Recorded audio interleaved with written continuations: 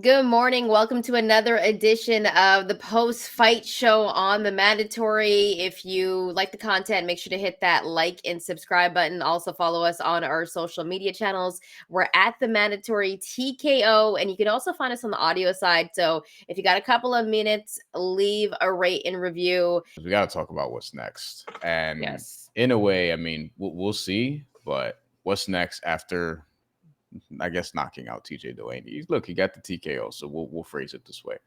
But I think people are going to want Ahmadalia. People are going to want Sam Goodman. I think those are probably the primary two names. I think more people are going to want like Nakatani.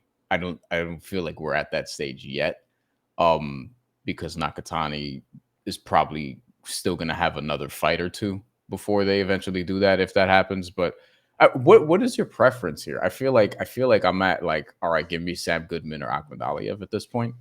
That's the only two options I think for him to fight at 122, because people mentioned Casemiro, and that was a fight that was supposed to happen. There's some like bad blood there, I guess you could Oh, say. I'll take that one too, by the way. But Like, I'm but fine when with I that. said it in a video, people were like, "Yo, he would wash Casemiro. Like, we don't want to see that fight anymore." He would. But That's true. nonetheless, I think people would watch it. I just think there's two fights because Ahmed Aliyev, that was a fight that was supposed to happen. He ended up losing, right? And Marlon Tapales beat him, and that was a fight where Ahmed Aliyev wasn't supposed to lose that fight. Mm-hmm. So I think that's a fight that should still happen, but I thought that fight would happen before TJ Doheny. I didn't think the Doheny fight would even happen. But listen, it didn't happen. So it's either him or Sam Goodman.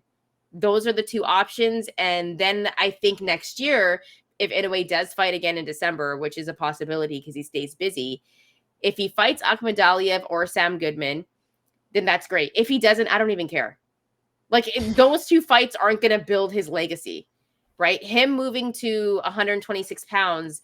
And I don't know if I see him moving to 130. Like, I see him moving to 126 though, but I think there's some really good fights at 126. But it's either Ahmed Aliyev or Sam Goodman, but I think Inoue can do whatever he wants at this point. And if he doesn't fight either of those two, I wouldn't even care. He can move up to 126 tomorrow, and I'd be okay with it. What are your thoughts, Brian? I don't think he's going to move up to 126 next fight. That's just a guess. It's next year. It's next year where it's rumored that he's going to move up. So one more fight at 122 for sure. I agree with Alan in the comments. And Alfred also says something very similar. I don't think Goodman has power to keep Inoue honest. And over here, Goodman lacks power. Inoue would be all over him. I do worry about that with Sam Goodman. I don't think Sam Goodman would be a big-time threat against Naoya Inoue because of that. And just in general, I think Inoue is just better. But I think because of what he's done, like his body of work, he's probably earned an Inoue fight more than most in this weight class. So I think that's somebody you could look at. But at the same time, like I don't think he needs a Sam Goodman fight. I think more people would rather see Ahmed Aliyev. I think even more people would rather see Nakatani. There was a comment in the chat that mentioned Shushu Carrington, which I don't think that's going to happen next. But I see Top Rank is kind of like, I wouldn't be mad at it though, yo. Like if Shushu and Inoue fought, like I'm not mad at that fight actually. I'd rather see that than him and Sam Goodman. Yeah, of course. Yeah. Okay. So if we're talking about who we'd rather see, I'd rather see Inoue fight Shushu Carrington over basically anybody except Nakatani at this point. Ahmed Aliyev and him is a good fight, and Ahmed Aliyev probably, because I feel like that fight was supposed to happen. So as a boxing fan, I'm like, okay, I want to be mad at that. We're talking a lot about Nakatani. I think there's some time before we get that mega fight, and I've mentioned this before. I think there's more of a chance we get Bam Rodriguez and Nakatani before we get Nakatani and Inoue. That's just how I see it. So Shushu's going to be in New York City again in September. So later this month, I may try to go out to that fight in person. That's the Sandy Ryan, Michaela Mayer card at the end of the month here, MSG Theater, which obviously is, not far from me at all. It's just a train. And I was there when he fought in his last fight. This was in June on the Xander Zayas card. Um, and Xander Zayas is actually going to be on this card too. Just Michaela Mayer and Sandy Reiner in the main event. So last time, and this was kind of a big deal, Inoue was there in person to see Shushu Carrington fight. Did an interview on the Top Rank desk. He's not yet a featherweight, but there's a world like I could see this scenario playing out where in a way the fight gets announced next month or so, like, hey, it's gonna be back December, maybe it's Tokyo Dome again, but he's gonna be back and fights. And the way he looked after this fight, it would have surprised me that he's back right in December fighting again. Fights against Ahmed Aliyev or Sam Goodman, somebody like that. Maybe Casemiro, but let's say Ahmed Aliyev for all intents and purposes, and then announces the move up to featherweight and fights like, one of the champions and then defends against Bruce Carrington. Like, I feel like Bruce Carrington's maybe a couple fights away, a fight or two away, because even his next opponent, like, it's somebody that Carrington, like, it's going to be a showcase fight. So he's not yet a champion, but I do think that fight, as long as both remain affiliated with Top Rank, I would expect that to happen at some point. That's just an educated guess. The chat is pretty interesting because I think people are interested in Shushu. But when you take a look at who's in this division for 122 pounds, Inoue can do whatever he wants. And I think you're right, because I think he was so disappointed in how that fight finished, because it was weird, that he'll be back in December for sure.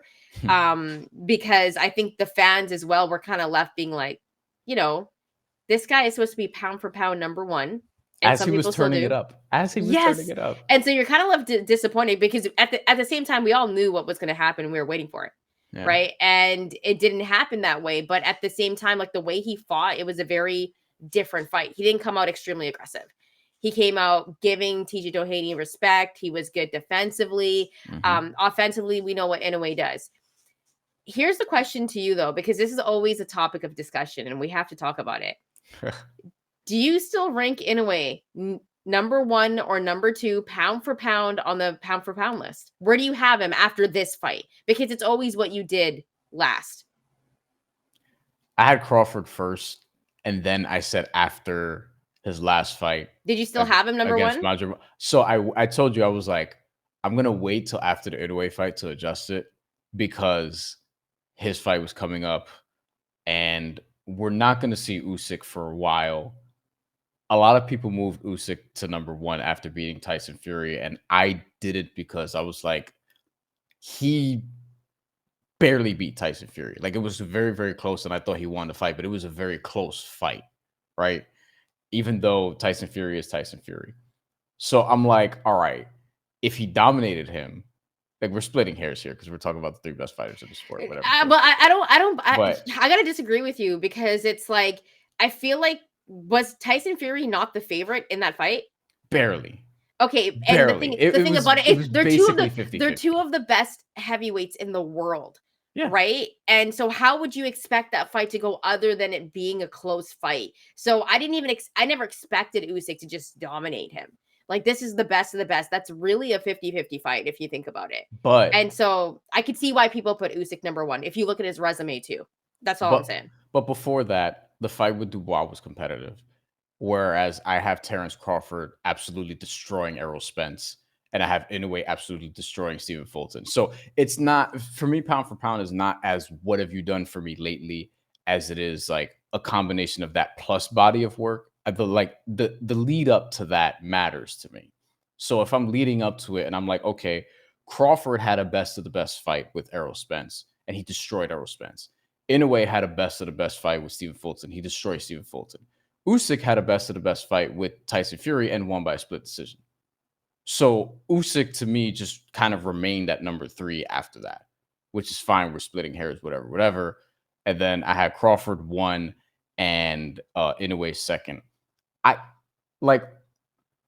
could put Inoue at number one, but I mean, after a TJ Doheny win, You know, like You know what it is for me? I think it's because how busy and consistent he is and how many times that's he the thing. fights a year. And That's what could swing me in that direction. Yeah. that's the only reason why I have him over Bud.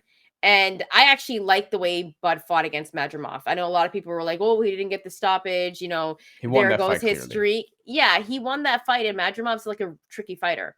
Yeah. So for me, it's just the fact that Inoue consistently, and he didn't get it today, but he stopped TJ Doheny. I mean, he might have broke his back. Like, we don't know what happened today, okay? So he might have broke his back in that fight. For me, Inoue, the fact that he has names on his resume, he's cleaned out weight divisions, he has great finishes, and he's consistently fighting more than 2 times a year. That is impressive to me. He consistently does it. If Bud was more active, I think it's activity for me, really. Yeah. Then I would put him number 1 above Inoue. But because Inoue is a little bit more active, I have him number 1. I have Bud number 2, and I have Usyk at number 3. I think Usyk's performance was amazing against Tyson Fury because I think because he was the smaller man, a lot of people were taking Tyson Fury. I was right on my bet though. I took Usyk to win, even though it was very close. But that's another fight where I'm like, man, I would love to see a rematch in that fight. And they would both make a lot of money. But nonetheless, it's really hard. You could have any of those 3, 1, 2, or 3. But this fight to me, it doesn't change where Inoue is for me on the pound for pound list just because he's active. He's going to be back in December. He fought and the people are before you get in on this. Yeah. I want to also say a lot of people are also like, well, who did he fight? Luis Nery was a tough fight. Marlon Tapales was a tough fight. Nonito Donaire was a tough fight. Stephen Fulton, I was riding hard for Cool Boy. I was riding hard for Cool Boy.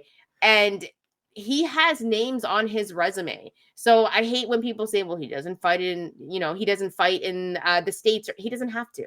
Why would he? And there's a rumor that he may next year. Yeah, Frank Castle, Inoue is number 1, and there's no reason to fight in the USA. Listen, I wouldn't fight in the USA if I was Inoue. I would just stay in Japan, just stay at home, make my money. He's making a bag out there. He doesn't have to go anywhere. And I think for his legacy, maybe he'd want to fight in the States, but he doesn't have to. But I would love to see him back in the States because I think the last time it was like after COVID. During COVID, it was a weird time. But what were you going to say? During, actually. And we talked about this, actually, if you missed it last week in our preview, about, Inoue, fighting the States, whether or not he needs to. And we're basically saying, like, hey, it'd be cool if he did, but he doesn't need to. But I also think he will. Like, there's already talk about him potentially doing it in Vegas next year. We'll see who. I wonder. That's the one where I wonder who the challenger is going to be, because I feel like that's important. I think if you're going to fight in America, it's like now I'm looking at, okay, is that the featherweight debut? Is that Shushu Carrington? I think if he's going to fight in December, maybe that's another fight in Japan. And then next year, the Vegas fight happens. We'll see how it ultimately, because people in boxing, like even the promoters, like Bob Arum said it here in the comments, Hustle Man. Bob Arum said next year Inoue would fight in Las Vegas in the interview after. I think Inoue's manager also said the same. People in the sport, like, they say shit. So that's their intent. We'll see if it actually happens. I'm sure that that's what they want to do, but ultimately they have to get things done, and we'll see. But to the point about the activity, I think that's what could sway me in Inoue's direction, because ultimately he's been much more active than Bud. I've said oftentimes here, Bud is probably the best in the world, but he fights once a year and hasn't fought more than once a year since 2019. And that was the year he fought, I believe, Amir Khan and Mean Machine. I will say, though, I don't necessarily think it's Bud's decision to do that. I think it's like a business thing, like a promotional thing that he struggled with Top Rank and whatnot. Yeah. So I don't really think that's his choice to be like, I only want to fight once a year, because he was fighting, at least twice a year before. He was being more active. So I think that's more of a business thing, and hopefully we see Bud back sooner, and hopefully it's not next summer, because he is getting older. So that's the only thing. And in a way, sneakily getting older too. Like, he's 31 years old. I literally feel like he was like 21 the other day or something like that. So, hopefully we see them a little bit more active. in terms of Bud, because Inoue is going to stay active and maybe we'll see him again in December. But if he is to fight in Vegas, I think it makes all the sense in the world, considering the fact that Japan is pretty close to the West Coast. Vegas kind of considered the West Coast. It's like 4 hours away from LA if you drive. So I think that would be where the fight should be. But I there's something about fighting in New York when you think about legacy. When you think about like some of the greatest fighters of all time, they've all fought in New York. And I wonder how, in a way, the crowd would be there for him. I think it would be great. Please. Bob Arum, fuck Vegas. No. Bring this dude to the Garden. Honestly.